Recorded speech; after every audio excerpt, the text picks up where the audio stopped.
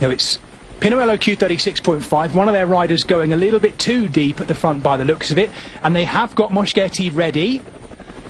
NSN choose to follow that. Biniam Girmay sitting third wheel of those NSN riders, right in the middle of the shot there. Final 2 kilometres now in the Clásica de Almería. And there are teams still in need to move up. Bahrain Victorious coming up now, but they're very spread out. Where Phil Bauhaus is. No, actually, I say that. Bauhaus is there. They've got one more rider overlapping. Tudor Pro Cycling coming up now too. I hadn't expected to see that today, so maybe Mozzato is ready.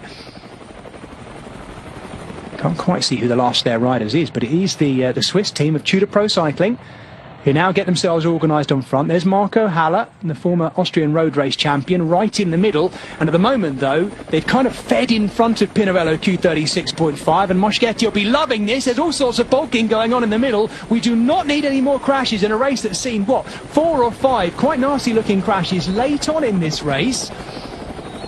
Tudor Pro Cycling now have Luca Mozzato sitting just behind Marco Haller, a little bit further back. Genko Alula with one rider there, though.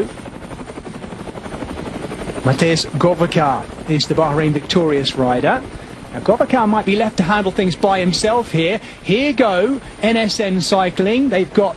Yeah, Biniam Girmay is being... Oh, there's riders absolutely bulking to try and get on the back wheel of Biniam Girmay, and he has Arnaud Delis on his wheel. This is a great lead out by NSN Cycling. They're doing the last little bit. Louis Aski comes now as well. Fretin being brought up by Cofidis right in the middle. It is Louis Aski who'll lead into this final corner. They've still got 3 riders ahead of Biniam Girmay. The Eritrean rocket is ready to launch. Can they do it?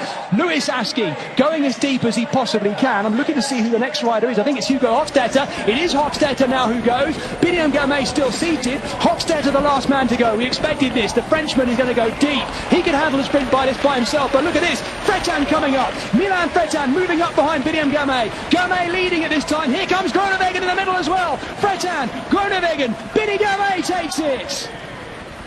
A second win this season for the Eritrean superstar. NSN Cycling get the win. They're on the radios already celebrating. Where on earth did Milan Fretin come from? The Cofidis jersey came bursting through. But Biniam Girmay gets his second win of the season, and the congratulations of his team as well.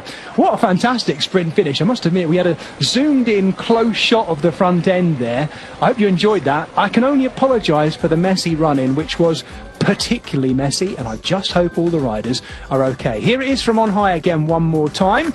First time seeing this back, of course. Biniam Girmay, a real fight for the riders to get onto his wheel. I think it was Matteo Govakar trying to follow the Eritrean, and Arnaud Delis looking good, but not having the full support of his team around him. He's looked across, seen his own teammate back there. That was Joshua Giddings, I think, moving up. Look at the speed of Milan Fretin. Last year's winner for Cofidis comes right up alongside the hip of Biniam Girmay, gets through the gap, so there's no excuse there. And watch the speed of Dylan Groenewegen. Groenewegen closing up behind Fretin, but it's Biniam Girmay holding on.